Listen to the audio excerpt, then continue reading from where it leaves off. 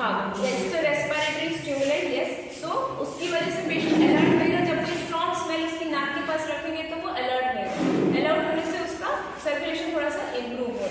ये सब होने के बाद फर्स्ट प्रोसीजर इज आप उसका पल्स में आईवी कनेक्ट करिए, सेकंड उसको ऑक्सीजन दीजिए। इसलिए पहली चीज आ जाती है as an emergency equipment, that is a working oxygen cylinder with a adult and a paediatric mask you should have.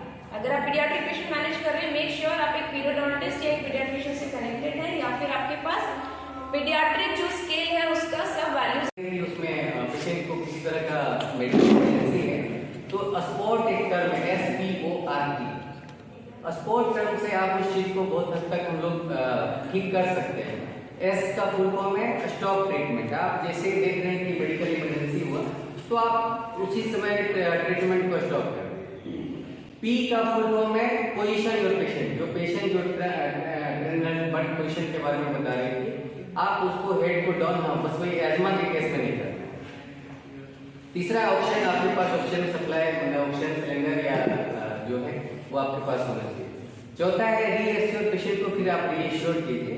और फिफ्थ है टेक वाइटल्स, मतलब पेशेंट का वाइटल्स लीजिए, बीपी पल्स वगैरह लीजिए पेशेंट का, उससे आप बहुत हद तक मेडिकल इमरजेंसी को कम कर सकते हैं। ये है कि आप जो पेशेंट है आपके पास उसको पूरा डिटेल्स में बताइए कि आप अपने पेशेंट को पहले गुड फैक्ट में लीजिए कि आप क्या तकलीफ नहीं होगा और वो आपको हेल्प भी चाहते हैं। पूरा प्रोसीजर के बारे में आप दे सकते हैं या मुंह में कोई ऑब्जेक्ट है तो उसको क्लियर करिए अपने हाथ से फिंगर स्वीप मोशन करके। उसके बाद एयर वेयर चेक के बाद पहली स्टेप आती है हेड टिप चिन। पहला तीसरा वाला क्वेश्चन ये है, और जो हमारा पॉइंट होता है वो middle to lower third primary pressure. नमस्कार, मैं doctor Sonali Mishra, maxillofacial surgeon from Bihar. आज मुझे IDA वैशाली और IDA सेंट्रल बिहार ब्रांच के द्वारा ये अपॉर्चुनिटी मिली कि मैं यहाँ पे जो वर्किंग डेंटिस्ट हैं उनको बता पाऊँ कि मेडिकल इमरजेंसीज़ डेंटल प्रैक्टिस में कैसे होती हैं और हम उनको कैसे मैनेज कर सकते हैं।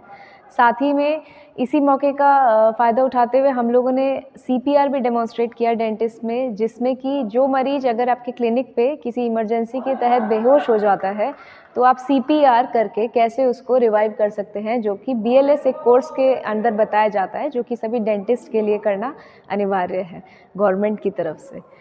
मैं इस मौके के लिए बहुत शुक्रगुजार हूँ। Thank you so much.